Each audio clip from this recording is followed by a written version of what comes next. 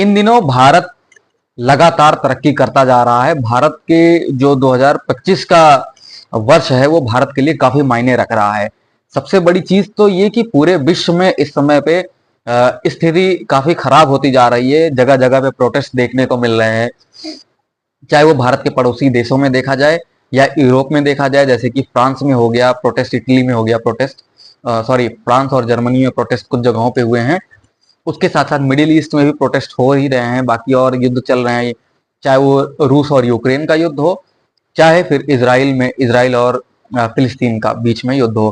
तो इनके साथ साथ में भारत ने क्या क्या डेवलपमेंट, क्या क्या अचीवमेंट किए हैं 2025 में अब तक, सितंबर तक, वो मैं आपको एक एक करके बताता हूं। सबसे पहले तो आज का जो लेटेस्ट न्यूज है वो है अग्नि प्राइम टेस्ट का। डीआरडीओ ने अग्नि प्राइम मिसाइल का टेस्ट किया है और इसमें स्पेशल बात यह है, ये एक रेल बेस्ड लॉन्च सिस्टम से किया, यानी कि ट्रेन के ऊपर मिसाइल रख के इसको टेस्ट किया गया, सक्सेसफुल टेस्ट किया गया है डीआरडीओ के द्वारा। इसके इस टेस्ट के होने के बाद से इंडिया जो है वो इलीट क्लब में शामिल हो गया। इलीट क्लब यानी कि देश के कुछ चुनिंदा, दुनिया की कुछ चुनिंदा देश हैं जिनके पास ये टेक्नोलॉजी है, ट्रेन से किसी मिसाइल को लॉन्च करना। यानी कि आप कहीं भी ट्रेन पे मिसाइल लेके जाओ, कहीं भी पटरी पे रखो और आराम से लॉन्च कर दो मिसाइल। अब वो जो चुनिंदा देश है उनमें से अभी तक 3 देश ऐसे थे जिनका नाम, एक अमेरिका था, उत्तर कोरिया था और रसिया था। चीन भी ये टेक्नोलॉजी नहीं विकसित कर पाया अभी तक।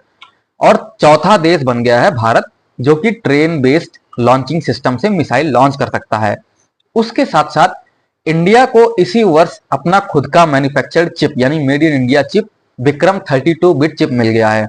उसके अलावा तीसरा जो सबसे महत्वपूर्ण जो उपलब्धि है भारत की, वो है अग्नि 5 का टेस्ट।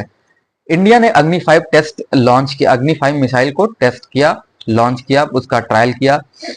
इसकी खासियत क्या है, ये 5 से 6,000 के बीच में इसकी जो रेंज है वो कैपेबिलिटी रेंज 5 से 6,000 किलोमीटर तक की है।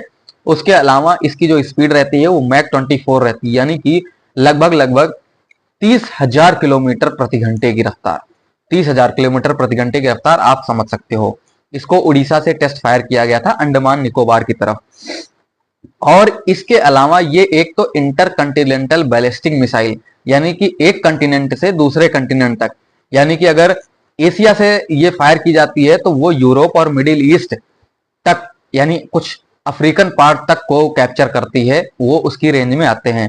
उसके अलावा ये MIRV टेक्नोलॉजी से भी लैस है। MIRV टेक्नोलॉजी क्या होती है, मल्टीपल इंडिपेंडेंटली टारगेटेबल रिटेरेबली व्हीकल, यानी कि एक ही मिसाइल से कई सारे टारगेट के लिए उसमें जो उसके पेलोड्स होते हैं वो कई सारे टारगेट्स के लिए होते हैं, और लॉन्च होने के बाद में वो सारे टारगेट्स पेलोड्स अलग अलग अपने लॉन्च से अपने टारगेट को डिस्ट्रॉय करते हैं।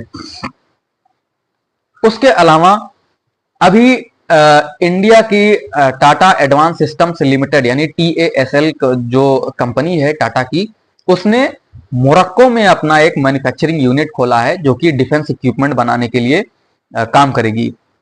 उसके अलावा फिर नेक्स्ट आता है जो डिफेंस इक्विपमेंट की मैन्युफैक्चरिंग है इंडिया में, वो 65% हो गई है, यानी कि 65% डिफेंस मेड इन इंडिया है। और उसके साथ साथ डिफेंस इक्विपमेंट्स का एक्सपोर्ट भी शुरू हो गया है। उसके अलावा जो इंडिया है वो वर्ल्ड का 3rd सोलर पावर और विंड पावर जनरेटर हो गया, यानी कि वो तीसरे नंबर पे आ गया है दुनिया में। फिर इंडिया के पास में खुद का मेट्रो सिस्टम बनाने का पूरा सिस्टम हो गया है, यानी कि चाहे वो प्रोपल्सन सिस्टम हो, कपलर्स हो, चाहे कोच की मैन्युफैक्चरिंग हो, ये सारी चीजें इंडिया में होने लगी हैं। और एक्सपोर्ट कहाँ कहाँ होता है, जो कपलर्स होते हैं मेट्रो के, प्रोपल्सन सिस्टम होते हैं, इसको France, Mexico, Romania, Spain, Germany और इटली तक एक्सपोर्ट किया जा रहा है। उसके साथ साथ मेट्रो कोच का एक्सपोर्ट ऑस्ट्रेलिया और कनाडा में भी हो रहा है। अगर ऑटोमोबाइल सेक्टर की बात करें तो मारुति सुजुकी की ई विटारा यानी इलेक्ट्रिक जो विटारा है वो 100 प्लस कंट्रीज में एक्सपोर्ट होगी अब।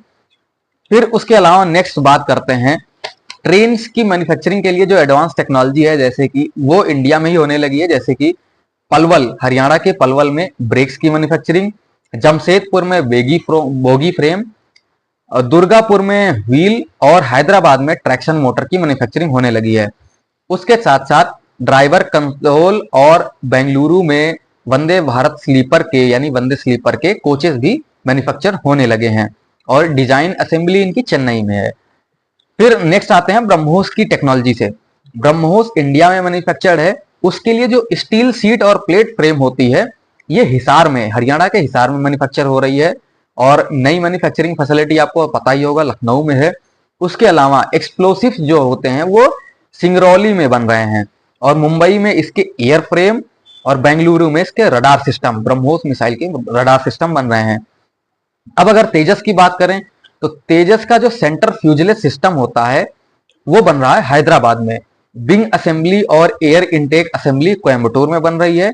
इलेक्ट्रॉनिक कंपोनेंट्स पुणे में बनाए जा रहे हैं और स्टब विंग और केबल लूम जो है वो उत्तर प्रदेश के प्रयागराज में बन रहा है। फिर आते हैं मेट्रो की। एक जो एयर कंडीशनिंग होती है वो दिल्ली में मैन्युफैक्चर हो रही है। मेट्रो कोचेस को कपल करने के लिए जो कपलर इस्तेमाल होते हैं वो नोएडा में। बोगी जो होती है वो साल्वी में बन रही है गुजरात में। गैंगवे चेन्नई में बनाए जा रहे हैं और ड्राइवरलेस मेट्रो कोच जो है वो बेंगलुरु में बन रहे हैं। उसके साथ साथ ने मिनिस्ट्री ऑफ डिफेंस ने HAL के साथ MOU साइन किया है जिसमें कि 97 MK-1A तेजस जो है वो खरीदे जाएंगे, वो बनाने के लिए करार किया गया है। इसका जो लागत है वो $7 बिलियन का है। उसके अलावा 5th जनरेशन स्टेल्थ जेट जो M का प्रोग्राम है उसके लिए public private partnership model use किया गया है जिसमें कि टाटा, महिंद्रा और अशोक लीलैंड, टाटा एडवांस सिस्टम्स और उसके साथ साथ अडानी एरोस्पेस और रिलायंस डिफेंस, ये सारी कंपनियां शामिल हो रही हैं। उसके अलावा और भी कई सारे प्राइवेट प्लेयर्स आ रहे हैं। फिर आती है नेक्स्ट जनरेशन डिफेंस यानी कि ड्रोन्स की बात। ड्रोन्स में सबसे एडवांस ड्रोन अब तक का अमेरिका के पास है जो कि प्रीडेटर ड्रोन है और उसके मुकाबले में इंडिया ने बनाया है रुस्तम 2 और उसका एक और नाम है तापस BH-201 जो कि मेड इन इंडिया है।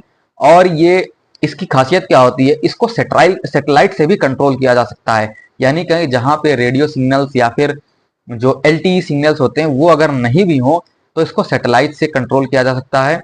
22,000 फीट की ऊंचाई तक ये उड़ान भर सकता है। उसके अलावा जो इसका पावर बैकअप होता है वो 24 घंटे प्लस का बैकअप देता है, यानी कि फ्लाइट इंड्योरेंस जो है वो 24 घंटे प्लस की है। तो और उसके साथ साथ एक मील का पत्थर और साबित होने जा रहा है जो कि आज ही प्रधानमंत्री ने राजस्थान में शिलान्यास किया है, उस चीज का स्टोन लेइंग हुई है।